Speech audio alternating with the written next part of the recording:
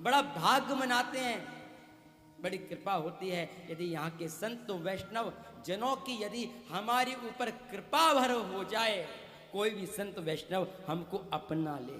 मानना श्री जी ने आपको अपना लिया। वृंदावन में आकर मैं तो इतनी कहूंगा भैया, वृंदावन में आ गए ना, बस यही सबसे बड़ा भजन है आपका कि श्री जी ने आपको श्री धाम में बुला लिया। अब क्या चाहिए, हम तो उनकी गोदी में आ गए। बस जितना नाम जप कर सकते हो, जितना दर्शन कर सकते हो वह करो। ब्रजवासी कह रहे हमने निनमुदे ध्यान को करते नहीं अगन्यास, जब देखें तब साविरो रहे हमारे पास। यह जो संबंध हो सकता है, यह संबंध किसका हो सकता है? यह संबंध तो गोविंद का ही हो सकता है, गोविंद से ब्रजवासियों का हो सकता है। इतनी अधिकार पूर्वक वार्ता, इतने अधिकार के साथ, जब देखें तब सांवरो रहे हमारे पास। यह सच है। यहां पे तो भैया इसीलिए कहते हैं हर गली का आनंद ही आनंद है। बस किसी भी दर पे पहुंच जाओ, किसी भी दहरी पे पहुंच जाओ, उस ठाकुर का आनंद ले लो। हर तरह हमारे यहाँ गाते हैं, 3 त्रिवेणी है ब्रज की, जिन्होंने वृंदावन रस को जिस हिसाब से गाया है ना भैया, इस भाव को कोई नहीं समझ सकता। मैं तो कहूंगा ना, हमारे हरिराम व्यास जी प्रकांड विद्वान हर चीज, लेकिन जब श्री जी ने कृपा की तो ऐसी कृपा थी कि विद्वत्ता भी उन्होंने एक तरफ रख दी और रस में डूब गए। कल जय सरकार आए थे तो उन्होंने कितनी सुंदर बात कही। सुखदेव जी ने हल्का सा रस, छोटा सा जो रस था, हल्का सा रस वह भागवत जी में डाला, लेकिन व्यास जी को इस रस में इतना आनंद आ गया, इतना आनंद आ गया कि वह रस में डूबने के लिए लग गए।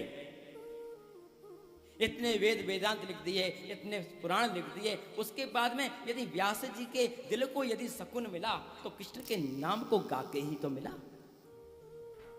बिना कृष्ण के नाम गाए उनको भी सुकून नहीं मिल रहा था, मन बेचैन था। तब जाके कृपा हुई थी।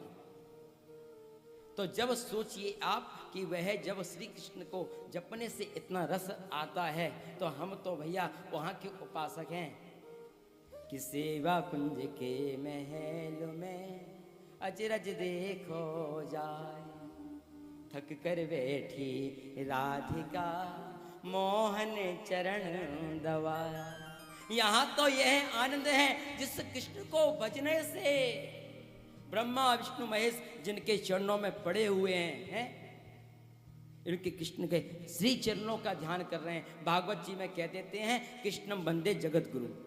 जो जगत के गुरु हैं वह यहाँ क्या करते हैं, वृंदावन में स्वरूप क्या देखने को मिलते हैं कि थक कर बैठी राधिका मोहन चरण दबाए।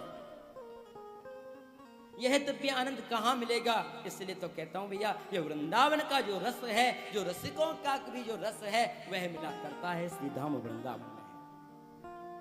बड़ा सुंदर एक भजन का भाव आता है ना, लाडली अद्भुत नजारा तेरे बरसाने में, बेसहारों को सहारा तेरे बरसाने में। ये सच है। रस की यहां वर्षा हुआ करती है, बस वही तो हमारा बरसाना है। वृंदावन जो है श्री जी का निज महल है लाडली जू का।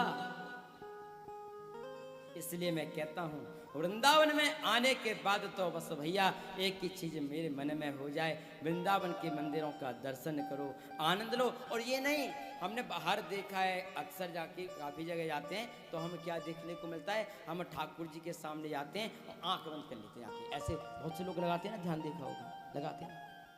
अरे भैया, जहाँ पे तुमको आंख बंद करना चाहिए वहां तो तुम आंख बंद करना रहे, और जब सांवरे सलोन सरकार जब मेरे सामने खड़ा है तो बाकी सामने तुम आंख को बंद कर रहे हो। मुझे तो बड़ा विचित्र सो लगा, मैं तो कह दे रहा हूँ भैया, ये दुनिया के संसार के सामने जब नाना प्रकार की भूखों में लगे रहते हैं, वहां मेरी आंख बंद हो जानी चाहिए, वहां हमारी दृष्टि नहीं जानी चाहिए। लेकिन जब गोविंद मेरे सामने है, गोपाल मेरे सामने है, फिर काहे का? फिर तो उनकी रूप माधुरी का आनंद करो ना, उनके चरणों से दर्शन का प्रारंभ करो। है यही आनंद है। और संत वैष्णव लोग क्या करते हैं भैया, बस जाते हैं प्रिया प्रीतम के जुगल स्वरूप को वो हृदय में उतारते हैं और उतारते ही चले जाते हैं, उनके आनंद में खो जाते हैं। ऐसो कब कर हो मन में, ये बहुत सारे आनंद के जो पदावली है ना, ये मन जी ठाकुर जी से जो दो वार्ता हुआ करती है, ये कहाँ मिलती है? यह तो भैया वार्ता आपको ब्रज में ही मिलेगी, अनंत कहीं नहीं मिल सकती। बहुत बड़ा सच है। यहाँ ठाकुर जी से ना संबंध ऐसा जोड़ लेते हैं। हमारे यहाँ तो नित्य नित्य लीला, नित्य नित्य रास, सुनो हो रसिक हरिवंश विलास, श्री हरिवंश ही गाई हो। यहाँ तो नित्य ही लीला है कि सूर्य जी के सामने। आज हम महाराज का वर्णन करेंगे ना, वह महाराज एक बार हुआ था, लेकिन वृंदावन की भूमि क्या है बोले, जहां नित्य रास होता है वही तो सीधा वृंदावन है। जहां नित्य रास होता है वह महाराज, सैकड़ों हजारों गोपियां हैं, वहां नित्य हो रहा है, वह कर रहे हैं। वह प्रभु क्यों? उनकी मांग के हिसाब से वह चाहती थी कि गोपाल मुझे इस रूप में मिले, इसलिए प्रभु ने उनकी इच्छा के लिए। लेकिन वृंदावन क्या सी भूमि है बोले, वृंदावन तो नित्य की भूमि है। तभी तो हमारे कह देते हैं नित्य नित्य लीला, नित्य नित्य रास, सुनो हो रसिक हरिवंश विलास। देखो ना, कल रात्रि को कौन कौन था यहाँ पे जब नित्य रास लीला हो रही थी यहाँ पे? आप लोग थे। यही तो आनंद है। और एक चीज और बता दूं,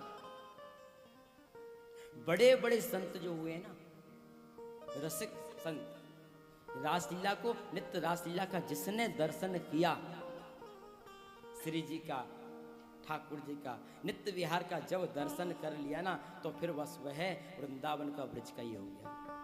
इससे बड़े बात में क्या कहूँ। पूज्य श्री महाराज जी, श्री प्रेमानंद जी महाराज जी कैसे आए थे? नित्य रासलीला से तो प्रभावित हुए थे।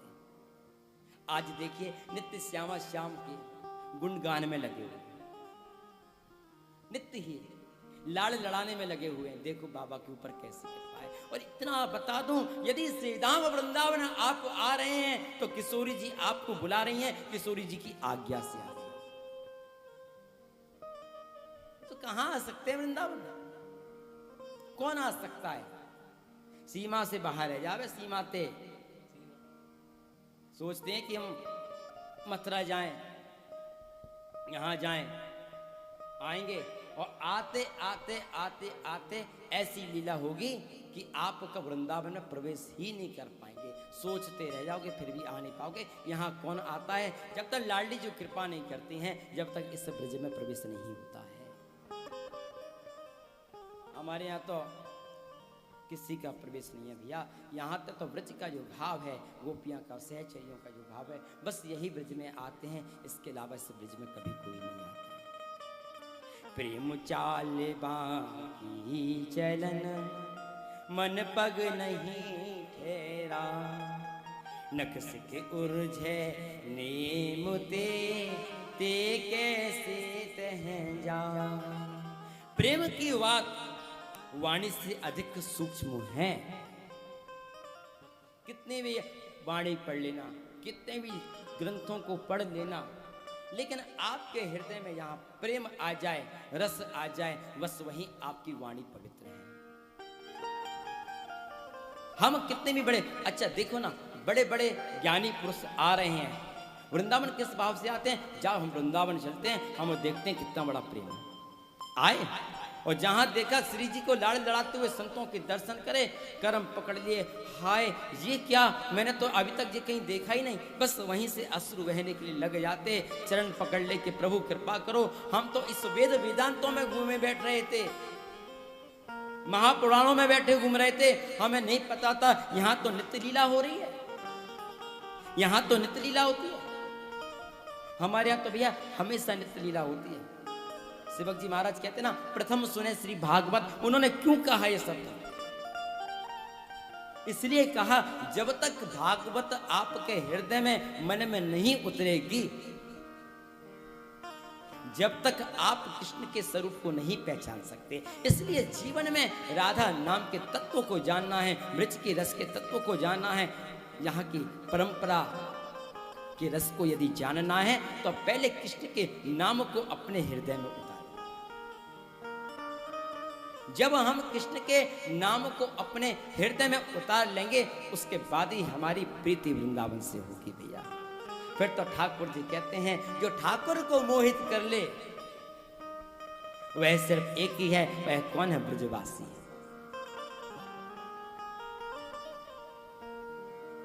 इस कन्हैया ने है ना, इस गोपाल ने दुनिया को मोहित किया, लेकिन इस ठाकुर को यदि मोहित किया तो हम तो गर्व से कहते हैं वह है ब्रजवासी, वह है ब्रजवासी है। लुट जाया करते हैं जिसके रूप में देखते हैं, कोई कहता मुझे पति के रूप में मिल जाए, कोई कह रहा है कि मुझे पुत्र के रूप में मिल जाए, लेकिन ब्रजवासी वह होता है जो यूं कहता है कि दारी के तो कहीं ना जान दूंगा, तू रहेगा तो मेरे साथ रहेगा। मतलब कि मैं क्यों ये शब्द का प्रयोग किया दारी के? मेरे भाव समझो, हमारे यहाँ यदि कोई नचा सकता है ना गोपाल तो वह ताकतों से ब्रज की गोपियों में है, उस ब्रजवासियों में। तभी तो अधिकार के साथ मंदिरों में जाती हैं, गा देती हैं, हे राधा वल्लभ जी मैं कब से खड़ी है, तुम्हें रास की पड़ी, मुख दर्शन की पड़ी। अधिकार के साथ गाती हैं, यहाँ पे अधिकार के साथ कहती हैं। यह रस कहाँ मिलता है? ये ब्रजवास। तभी तो मैं कहता हूं यदि ब्रजवासियों का भी यदि आपको साथ मिल गया तो माने ना प्रभु ने आपके ऊपर, श्री जी ने आपके ऊपर कृपा कर दी। आज यहाँ क्या है? कल मैं गिरिराज जिला के प्रसंग में चल रहा था और प्रभु ने गिरिराज जी उठा लिया। आज क्या हुआ, हम ऐसी बात चल रही थी हमारी, तो बहुत प्यारी बात बताएं कि आज सुबह सुबह की बात थी, हम ऐसे ऊपर बैठे थे तो माँ के पास थे, चाय पी रहे थे, तो माँ बोले कि हमको लगा, बोले तुम गिरिराज लीला तो कर रहे हो, बोले गिरिराज लीला करते करते ऐसा ना हो ठाकुर जी के हाथ में गिरिराज जी छोड़ दो। ठाकुर जी बोले कोमल, बोले थक जाएंगे। बोले हम तो ये घबरा रहे थे कि बस ठाकुर जी का गिरिराज पर्वत जरूर उतर जाए, नहीं तो बोले पूरी रात हो जाती, फिर कथा शुरू होती, उसके बाद गिरिराज पर्वत उतरता, फिर ठाकुर जी को हाथ में दर्द हो जाता। बोले हमने कि नहीं माँ इतना तुम जानती हैं, बोले ऐसे कैसे ठाकुर जी के हाथ में पर्वत को छोड़ देते हैं। यह है जो भाव है ना, बस यही जीवन का भजन है।